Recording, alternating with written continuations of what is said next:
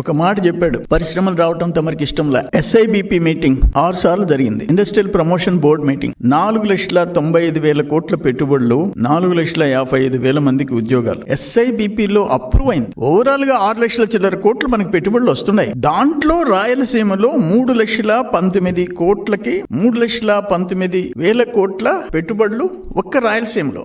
ఇవన్నీ మీ కంటికి కనపడటం లేదా? ఒక మంచి ఇండస్ట్రీ వస్తుందంటే ఇన్సెంటివ్ గా భూములు ఉచితంగా ఇచ్చిన సందర్భాలు ఉన్నాయి. భూములు ఉచితంగా ఇచ్చి, అటువంటిది నువ్వు ఉర్సా గురించి ఏం చెప్తున్నావు? ఉర్సా రూపాయి ఇడ్లీ వడ, మంచి పరిశ్రమ వస్తుంటే, పెట్టుబడి వస్తుంటే 99 పైసలు అంట, రూపాయి అంట ఇడ్లీ వడ రేటుకి మీరు ఎకరా భూమి ఇస్తారా అని మాట్లాడినాడు. నేను ఒక్క మాట అడుగుతున్నా జగన్మోహన్ రెడ్డిని. 3 ఎకరాల 50 సెంట్లు ₹1,00,00,000 ఐటీ పార్క్ కి. దాంట్లో 3.5 ఏకర్స్ ₹1,00,00,000. 56 ఎకరాల 36 సెంట్లు ఎకరా 50 లక్షలు ఉర్సాకి ఇచ్చింది. ఒక్క పని చేస్తాం, తమరు ఎమ్మెల్యే, నేను ఎమ్మెల్యే. తమరు ఎల్హంకలో విశ్రాంతి తీసుకుంటూ అప్పుడప్పుడు వచ్చి ఇటువంటి సొల్లు కబుర్లు చెప్పిపోతారు. ప్రజలు నమ్మించేదానికి మోసం చేస్తారు. మీరు చేసిన విధ్వంసం ఇప్పటికే మర్చిపోలేకపోతున్నారు. నేను ఒకటే అడుగుతున్నా, నేను తమరిని, ఇది కన్నా రూపాయికి ఇచ్చుంటే, ఇడ్లీ వడ రేటుకి ఇచ్చుంటే నేను రాజీనామా చేస్తా. సర్వేపల్లి నుంచి వచ్చి ఇక్కడికి వచ్చి రాజీనామా చేస్తా. తమరు ఎల్హంక నుంచి వచ్చి పులివెందులకు రాజీనామా చేయండి. పులివెందుల ఎమ్మెల్యేగా, నేను సర్వేపల్లి ఎమ్మెల్యేగా రాజీనామా చేస్తా. ప్రిపేర్ అవుతాం, ప్రజల తీర్పుకు కూడా ప్రిపేర్ అవుతాం. అంటే ఇంత పచ్చి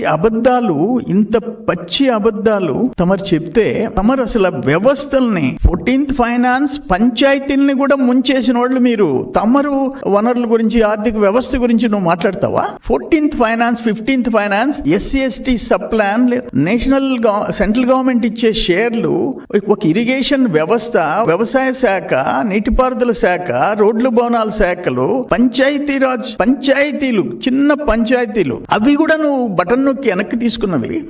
తమరు మాట్లాడతారా? మద్యం తాగిస్తానని చెప్పేసి అప్పులు తీసుకున్న వాళ్ళు తమరు మాట్లాడతారా? నాకు అర్థం కావటం లే. అయితే ఇప్పుడు ఏంటంటే మైనింగ్ లో